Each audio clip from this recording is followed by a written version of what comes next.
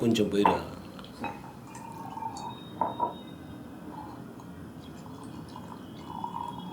చాలే. సరే సార్.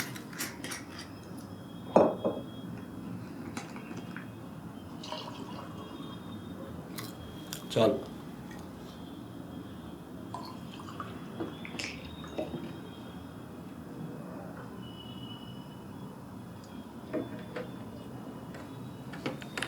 ఏం సార్ మంచి హుషారుగా ఉండారు ఈరోజా? సినిమా చేస్తున్నావురా మనం మళ్ళీ. అవునా సార్? చూద్దాం. రేపు విజయవాడ వెళ్తున్నాం ప్రొడ్యూసర్ని కలవడానికి. ఎన్ని గంటలు సార్ బస్సు? బస్సు కాదురా, ఎయిర్ బస్. విమానం? తెలిసే. సరే విమానంలోంచి వస్తే ఆడబడద్ది. నువ్వు తాగు.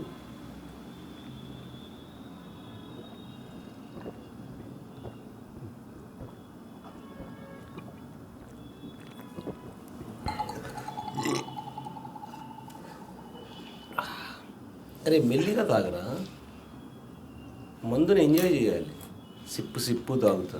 మనకు అట్టగా కుదరదు సార్. ఒక 90 వేయాలా, పడుకోవాలంతే.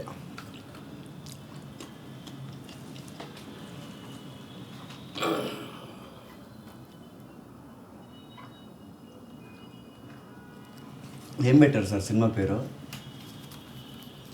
మాచిరాజు. మాచిరాజు. అబ్బా భలే ఉంది సార్.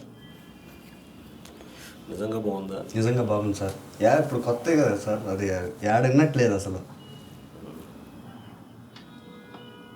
కోట శ్రీనివాసరావు మెయిన్ క్యారెక్టర్ మాచిరాజు. అబ్బా చేస్తాడా సార్ ఇప్పుడు? ఆయన వయసు ముసలాడు అయిపోయాడు. మొత్తం ఫుల్ అంతసేపు ఉంటాడా? మొత్తం సినిమా అంతా ఆయన మీద, ఆయన చుట్టూనే. సార్ మీరు పెద్ద డైరెక్టర్ అయిపోయిన తర్వాత గుర్తుపెట్టుకోండి సార్, మా వెంకటగాడని ఎప్పుడైనా కనిపిస్తే. ఎందుకు గుర్తుపెట్టుకోవాలరా మిమ్మల్ని? రోజు వచ్చి 200 ఇవ్వండి, 100 ఇవ్వండి, నేను ఇచ్చాను, మందు ఇచ్చాను, మిమ్మల్ని ఎందుకు గుర్తుపెట్టుకోవాలి అసలు? ఊరికే ఎదవ నాటకాలు. పోసుకో ఇంకోటి. మీరు అట్ట అంటారు కానీ మంచోళ్ళు సార్.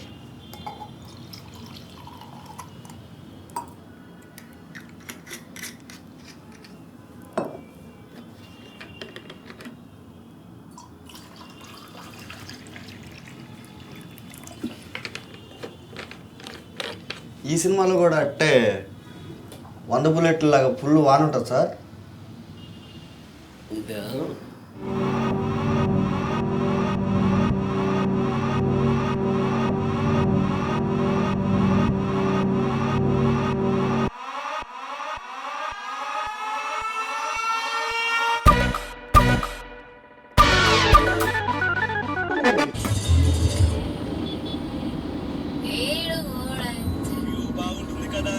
విజయవాడ ప్రకాశం బ్యారేజ్కి వెళ్ళా.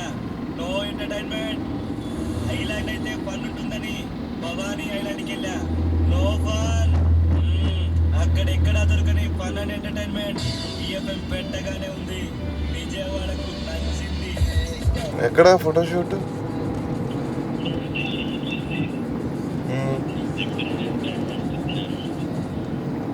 అవునా?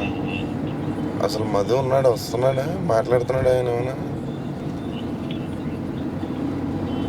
ఏమంటున్నాడు?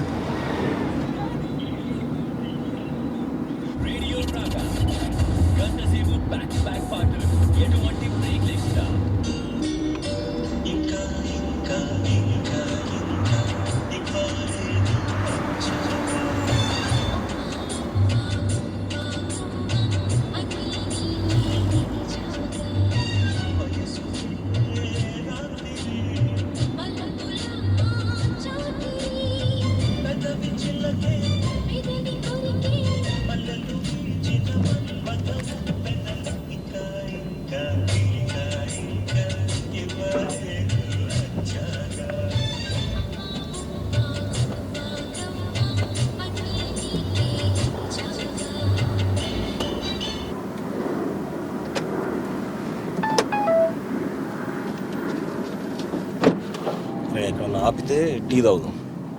ఏమమ్మా హ్యాంగ్ ఓవరా? హ్యాంగోవర్ కదరా, 3 గంటలు అయిపోయింది సిగరెట్ తాగి, పీకేస్తుంది. ఓకే ఓకే ఓకే, మంచి బెజవాటి తాగిస్తాను చేత. అయితే మళ్ళీ రేపు ఈవినింగ్ స్టార్ట్ అయిపోతామమ్మా? మధ్యాహ్నం ఫ్లైట్ రా. మధ్యాహ్నం ఫ్లైటా? సరే మధ్యాహ్నం సరదా కార్లో వెళ్ళిపోదాం. రేపు నాకు అక్కడ ఫోటోషూట్ ఉంది. ఏం ఫోటోషూట్? ఇద్దరు మామూలు ఉన్నారు, మరి ఆ మాత్రం నేను కూడా ట్రై చేయాలి కదా మా ఇండస్ట్రీలో. అరే అదేరా నీకు చెప్పింది. నువ్వు ఇటు పక్క ఈ కాంట్రాక్ట్లు అంటావు, రియల్ ఎస్టేట్ అంటావు, హీరో అంటావు. మరి ఎట్లా మామా? నువ్వు మామ ఇద్దరేమో బిజీ, మీ ఫ్లోలో మీరు ఉన్నారు. మరి నేను కూడా ఏదో ట్రై చేయాలి కదా నా యాంగిల్లో. నేను ఎక్కడ బిజీ ఉన్నాను రా? మీ నాన్నకి చెప్పి డబ్బులు పెట్టించరా సినిమా తీద్దామంటే అప్పుడు మాట్లాడరు. ఎక్కడ నాన్న డబ్బులు పెట్టడం నా మీద? మరి ఇప్పుడేంటి ఇంకో బయట ఉండి బలి చేస్తారా? బయటోడంటే ఏం మామ, ఇద్దరు డైరెక్టర్లు మామ, కత్తి లాంటి డైరెక్టర్లు నాకు ఉండి వాళ్ళు తీసుకురావాలి ప్రొడ్యూసర్ని, నన్ను ఇంట్రడ్యూస్ చేయాలి అసలు మీ వారసుడిగా నన్ను. అదేరా, మేము వారసత్వానికి అగైన్స్ట్. వారసుడిగా అంటే మరి డైరెక్షన్లో అయితే వారసత్వం అవుతుంది, ఇదైతే ఏదో. అందుకనే మామ నాకు నేను ప్రూవ్ చేసుకోవడానికి ఇలాంటి ఫోటోషూట్లు ఇవి ట్రై చేస్తున్నా. యాక్టింగ్ అంటే ఫోటోషూట్లు కాదురా. మరి ఫొటోస్ పంపించుకోవడానికి డైరెక్టర్ సెలెక్ట్ చేస్తాడా? నువ్వు ఇక్కడ కూర్చుని బెజవాడలో అప్పుడప్పుడు వచ్చి 4 ఫోటోలు దిగి అమ్మాయిలను పట్టుకుని అవి వాళ్ళకి పంపిస్తా. అక్కడ ఉండాలి, హైదరాబాద్లో ఉండి ఇండస్ట్రీలో తిరుగుతా అంటే కాస్త కనిపిస్తే ఎవరికన్నా ఏమైనా రోల్ ఇవ్వాలనిపిస్తుంది. అదే మామ, నేను ఉందాం అనుకుంటున్నా. ఒక పక్క బిజినెస్, ఒక పక్క ఇదేమో చేయాలని ఉంది. మెయింటెనెన్స్కి డబ్బులు సరిపోవు. నాన్న గురించి నీకు తెలుసు కదా. ఏదో ఒకటి డిసైడ్ అవ్వరా, 1 సంవత్సరం పెట్టుకో టైము.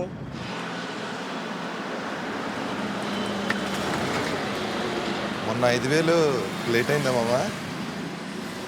5,000 పంపడానికి అంత టైం ఎందుకు పడుతుంది? యాక్చువల్గా 10,000 పంపిద్దాం అనుకున్నా మామ నేను. నువ్వు ఎప్పుడో ఒకసారి అడిగావు, సరేలే ఏదో ఒకటి చేసి ఒక 10,000 పంపిద్దాం, ఏం ఇబ్బందులు ఉన్నావు అనుకుని 10కి అరేంజ్ చేద్దాం. 5 అడిగినప్పుడు 5 పంపండి. తెలుసా ఇంట్లో ఎవరికన్నా?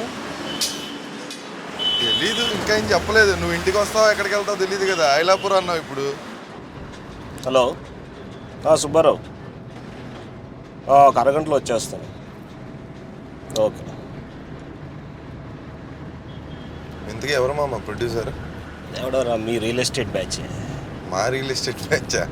మా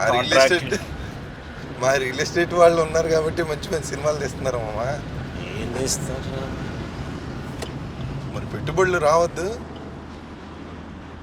పెట్టుబడి అంటే ఈ రియల్ ఎస్టేట్ వాళ్ళు ఒకసారి ఇలాగే హైదరాబాద్లో రియల్ ఎస్టేట్ భూమి అప్పుడు ఇండస్ట్రీలోకి దిగి రచ్చ చేశారు. పిచ్చి పిచ్చి సినిమాలన్నీ ప్రొడ్యూస్ చేసి. మామా ఇంకా ఐలాపూర్ ఏంటి మామా? లేరా మంచి హోటలేగా? ఏం మంచి హోటల్ మామా, ఎన్ని హోటల్స్ వచ్చాయి తెలుసా? ఎన్ని వచ్చినా పాత హోటల్లో ఒక చామ్ ఉంటుందిరా. ఏం చామ్ ఉంటుంది మామా, మొత్తం ఏ పురుగులు ఉంటాయి, బెడ్ బగ్స్ ఉంటాయి నువ్వు పడుకుంటే బెడ్లో. మరి అలా ఉండదులేరా ఐలాపురంకి. ఎప్పుడుదో పాత అయిపోయింది. ఇప్పుడు ఎన్ని హోటల్స్ వచ్చాయి తెలుసా? గేట్ వే వచ్చింది తాజోడిది, ఇక్కడ నో హోటల్, ఇన్ హోటల్ అని ఒకటి వచ్చింది. అసలు పబ్స్ గిబ్స్ అసలు మొత్తం విజయవాడ అంతా సెటపే మారిపోయింది మామా. విజయవాడలో పబ్స్ ఏంటి? విజయవాడ కుర్రోళ్ళు హ్యాంగ్ అవుట్స్. కుర్రోళ్ళు ఓకేరా, విజయవాడలో అమ్మాయిలు వస్తున్నారు పబ్స్కి మామూలుగానా? మొత్తం హైదరాబాద్ క్రౌడ్ అంతా ఇక్కడికి వచ్చేసింది కదా మళ్ళీ చాలా మంది వెనక్కి. అదేలే. ఇంట్లో చంద్రబాబు పరిస్థితి ఏంటి? ఏమో మా ఈ చంద్రబాబు, వైఎస్ జగన్ మనకి ఇవన్నీ ఏం తెలియదు. పాలిటిక్స్ తెలిస్తే ఇలా ఎందుకు ఉండేవాడిని, ఏ యూత్ లీడర్ అయిపోయాడిని వాటికి. మనిషి అన్నాక పాలిటిక్స్ తెలియాలిరా. మనల్ని ఎవడు పరిపాలిస్తున్నాడు, ఎవడు ఏంటి, పరిస్థితులు ఏంటి. ఊరికే బిజినెస్ అక్కడే ఆగిపోకూడదు. అదే మామ, ఏం అర్థం కావట్లే. ఈ ఫిల్మ్ ఇండస్ట్రీస్లో కూడా మొత్తం పాలిటిక్స్ ఎక్కువ ఉంటాయి అంటారు, అదొక భయం వస్తుంది. అది మామూలేలే.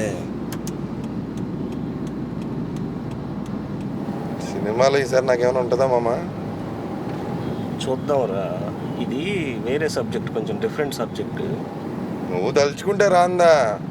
అరే మీరేమో హీరో అవ్వాలని ఫిక్స్ అయ్యి ఉన్నారు, ఏదో క్యారెక్టర్ ఇస్తే చేస్తాం. మరి ఎందుకు చేయను మామ? ఫస్ట్ అలా జనాలు అలా ఇంట్రడ్యూస్ చేసేది, తర్వాత సంగతి తర్వాత చూసుకుందాం. మామా ఏం మరి ఈవినింగ్ దాకా నేను కూడా ఫ్రీయే, కూర్చుందామా? రే నాకు నేను కథ చెప్పాలి కదా, దానికి ప్రిపేర్ అవ్వాలి. ఇప్పుడు నీతో కూర్చుని కబుర్లు చెప్పేంత టైం లేదు నాకు. సాయంత్రం అంటే సాయంత్రం రానంటావు, ఇప్పుడంటే ఇప్పుడు వద్దా అంటావు. ఏంటి మామ నువ్వు? రే నేను మీతో ఏమన్నా పార్టీలు చేసుకోవడానికి ముందు అవడానికి వచ్చానా? మ్మ్.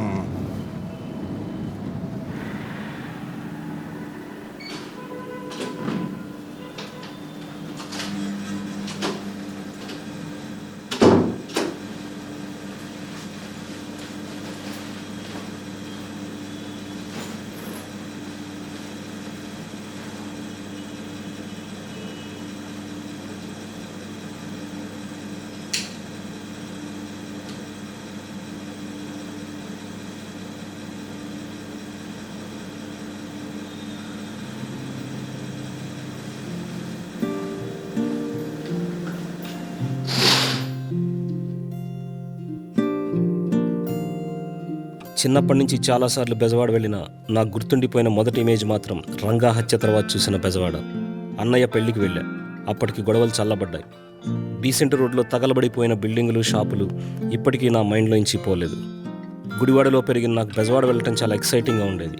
ఊరి మధ్యలో కాలువలు, వంతెనలు, చుట్టూ కొండలు, సున్నబట్టీల దగ్గర గుహలు, ఏదో కథలో వర్ణించిన కల్పనలా ఉండేది. అక్కడ ఆడవాళ్ళు చాలా అందంగా అనిపించేవాళ్ళు. ఎంత పొగరుగా ఉండేవాళ్ళు. ఆ పొగరు చూసి చాలామందిని ప్రేమించినా చెప్పే ధైర్యం చేయలేదు.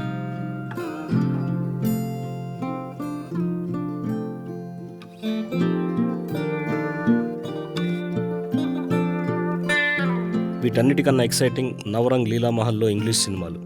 నాకు ఒక సినిమాల పిచ్చి ఉన్న అన్నయ్య ఉండేవాడు. నేను వెళ్ళినప్పుడల్లా బార్లకి, సినిమాలకి తీసుకెళ్లేవాడు. నేను బార్లో థమ్సప్ తాగుతూ చుట్టూ ఉన్న వాళ్ళని అబ్జర్వ్ చేసేవాడిని. మా వాడు 2 బీర్లు కొట్టగానే సెకండ్ షో సినిమాకి వెళ్ళిపోయేవాళ్ళం. నాకు సినిమా పిచ్చి మొదలైంది బెజవాడలోనే.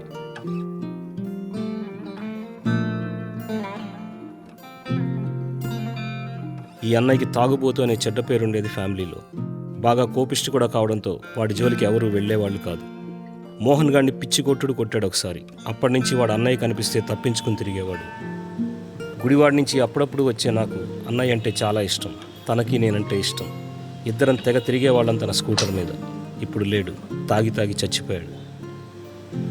తాళి ఉందా? తాళి అయ్యా, తాళి కాదు, నీల్స్.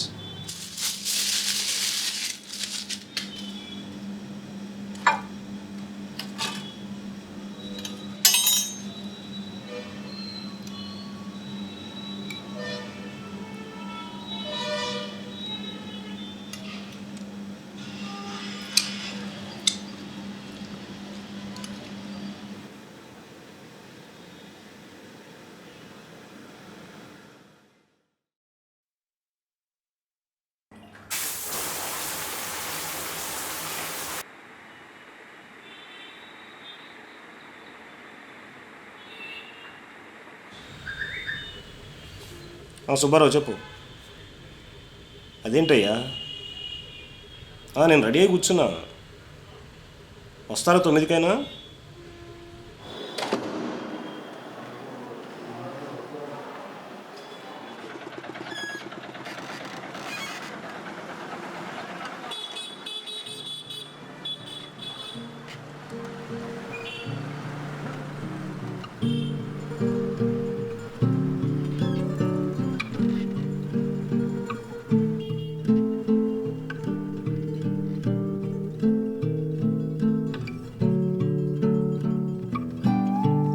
వించిపేట ఇర్ఫాన్ బెజవాడలో నా బెస్ట్ ఫ్రెండ్.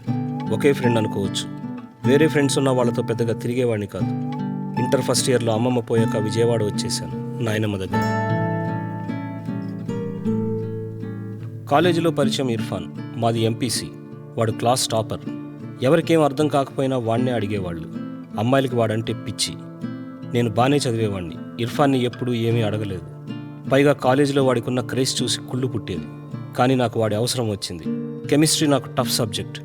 తప్పక వాడిని ఏదో అడగాల్సి వచ్చింది. అప్పటి నుంచి మంచి ఫ్రెండ్స్ అయిపోయాం. వించిపేటలో వాడింటికి సైకిల్ మీద వెళ్ళేవాడిని. క్లాస్లో, కాలేజ్లోనే కాదు, ఆ ఏరియాలో కూడా వాడు ఫేమస్. ట్యూషన్లు చెప్పేవాడు, గొడవల్లో దూరేవాడు. మంచి జిమ్ బాడీ వాడిది. విపరీతమైన కమ్యూనిస్టు భావాలు ఉండేవి వాడికి. పేదలు కష్టాలు చూసి తట్టుకోలేకపోయేవాడు. సమాజాన్ని మార్చేయాలన్నది వాడి కళ, పంతం. వాడితో తిరిగి నాకు ఆ పిచ్చి పట్టుకుంది. కానీ ఈ కమ్యూనిజం మన వల్ల కాదని వదిలేశా. దానివల్ల మా ఫ్రెండ్షిప్ ఏమీ ఎఫెక్ట్ అవ్వలేదు. వాడే నాకు లూనా నేర్పించాడు. కాలేజీ కొట్టి పిచ్చి తిరుగుడు తిరిగేవాళ్ళం. గంట తిరిగితే బెజవాడిని చుట్టేయచ్చు. కానీ నేను చూడని కొత్త బెజవాడిని చూపించాడు ఇర్ఫాన్. వాళ్ళ నాన్న railway employee, goods driver. Train ట్రాకుల మీద రైల్వే స్టేషన్లో తిరగటం వాడికి చిన్నప్పటి నుంచి అలవాటు. నన్ను కూడా తిప్పుతూ వాళ్ళ నాన్న చెప్పిన కబుర్లన్నీ చెప్పేవాడు. బ్యారేజ్ మీద సిగరెట్లు తాగడం మా ఇద్దరికీ చాలా ఇష్టం. నాకు మందు, సిగరెట్లు అలవాటు చేసింది వాడే. ఇర్ఫాన్ వాళ్ళ నాన్న నాటకాలు వేసేవాడు. నేను కూడా వాడితో నాటకాలు చూడడానికి గ్రంథాలయానికి వెళ్ళేవాడిని. జంధ్యాలకి సుముద్ర కళానికేతన్ అనే గ్రూప్ ఉండేది. ఇర్ఫాన్ వాళ్ళ నాన్న ఆ గ్రూప్లో మెంబర్. జంధ్యాల మంచి ఫ్రెండ్ ఆయనకి. ఒకసారి ఆయన బెజవాడ వస్తే ఇర్ఫాన్ ఇంటి నుంచి క్యారేజ్ తీసుకుని ఆయన ఉంటున్న హోటల్కి వెళ్ళాం. వెళ్ళేసరికి మందు తాగుతున్నాడు ఆయన. పక్కన మామిడికాయ పచ్చడి జాడి. ఇర్ఫాన్ ఆయన్ని మామయ్య అని పిలిచేవాడు.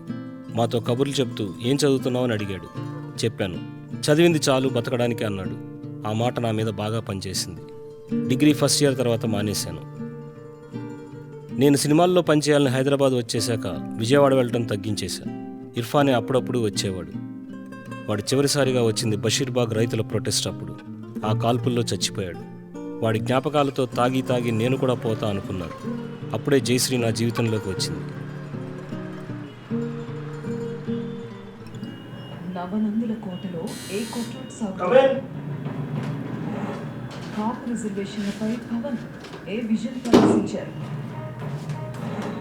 పార్టీలలో పదనిసలు నేతల మధ్య చిటపటలు. ఇన్సైడ్ రాత్రి 8:30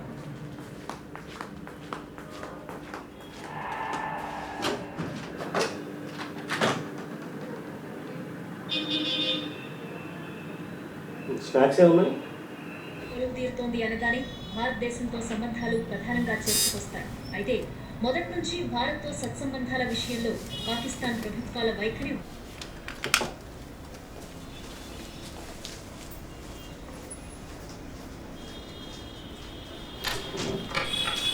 హాయ్ సార్, నేను చాణక్య, వెంకటేశ్వర గారు అబ్బాయి. ఓ రండి. నాన్నగారు రాలేదా? యాక్చువల్గా నాన్నగారు బందర్లో ఒక అసోసియేషన్ మీటింగ్కి వెళ్ళారు. ఈ ట్రై టు మేక్ ఇట్, కొంచెం అక్కడ ఇరుక్కుపోయారు. రేపు మార్నింగ్ కలుస్తా అన్నారు. పర్సనల్గా వచ్చి చెప్దామని. మందు అవుతారా? ఆ, నాన్నగారు వచ్చారేమో అని గ్లాస్ కింద పెట్టేసి.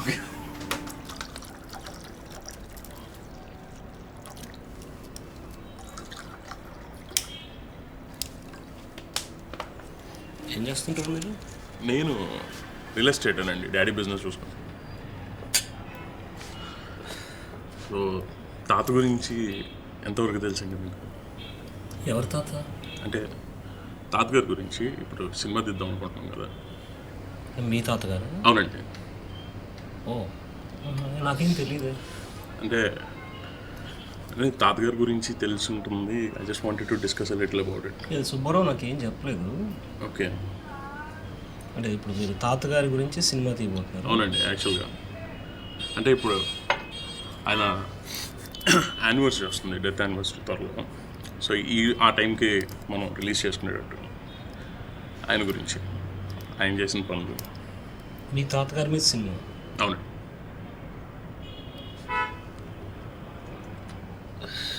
ఏం చేసేవారు? ఈజ్ అ సోషల్ యాక్టివిస్ట్ అండి. He was a freedom fighter. So బేసిక్గా కమ్యూనిస్ట్ పార్టీ తరపు నుంచి బాగా యాక్టివ్గా చేసేవాళ్ళు. ల్యాండ్ ఎలకేషన్స్ గురించి, అప్పట్లో పేదలకు భూములు, పొలాలు, పట్టాలు.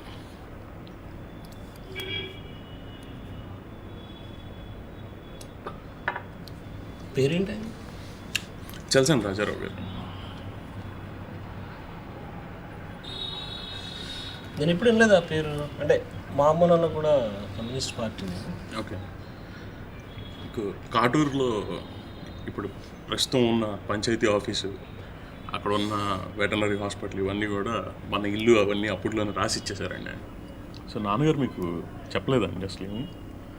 లేదు అంటే ఇదని తెలియదు నాకు విషయం. ఓకే. అంటే నేను నాన్నగారిని 2-3 సార్లు కూడా అడిగాను, చెప్పారా అని చెప్పి. బేసిక్గా అనుకుంటుంది అయితే అదేనండి, తాతగారి గురించి. తాతగారి కథ అవును. అంటే నాన్నకు ప్రేమతో లాగా తాతకు ప్రేమతో. అది కాదండి, యాక్చువల్గా ఆయన చేసిన పనులు తెలియాలి అని చెప్పి. ఇంకా దాన్ని చూసి కొత్తగా వస్తున్న జనరేషన్స్ యూత్ కూడా ఇన్స్పైర్ అవ్వాలి. సోషల్ సర్వీస్ అంటే ఒక అవేర్నెస్ అంటే ఉంటుంది. స్ఫూర్తిదాయక చిత్రం. అవునండి.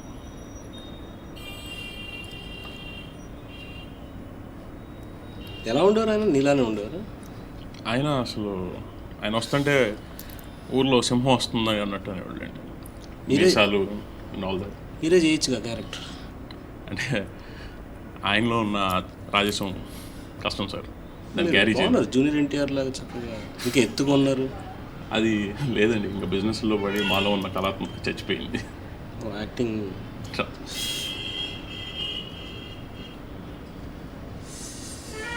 అంటే మీ తాతగారి కథ అంటే ఎప్పుడుది ఇది? 1950. ఆయన 1942 నుంచి 1952 దాకా యాక్టివ్గా పాలిటిక్స్లో ఉన్నారండి. ఫ్రీడమ్ ఫైట్ అప్పుడు ఉన్నారు. ఫ్రీడమ్ ఫైట్ తర్వాత కూడా he was into politics. పెళ్ళైందా తాతకి? చేసుకున్నారు. అదే ఒక 1 వీక్ చేశారండి పెళ్ళి. కమ్యూనిస్ట్ పెళ్ళి వారం రోజులు. అంటే ఆయనది కమ్యూనిస్ట్ పెళ్ళి కాదు, ఆయన తర్వాత నుంచి అన్ని కమ్యూనిస్ట్ పెళ్ళి.